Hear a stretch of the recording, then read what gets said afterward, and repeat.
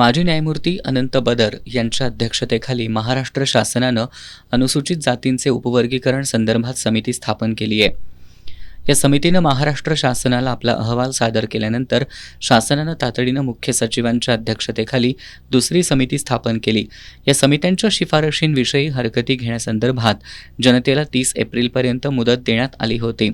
मात्र शासनानं नियुक्त केलेल्या या समित्यांच्या एकूणच रचनेमध्ये आणि समित्यांच्या अहवालात अनेक त्रुटी दिसून आल्याचा आरोप होतोय.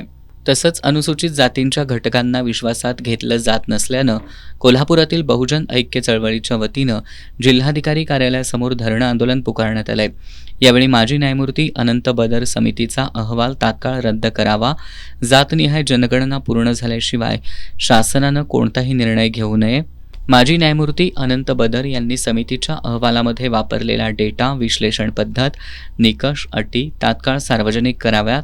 सर्वोच्च न्यायालयानं निर्धारित केलेल्या घटनात्मक कसोट्या पूर्ण होईपर्यंत उपवर्गीकरणाची अंमलबजावणी करू नये.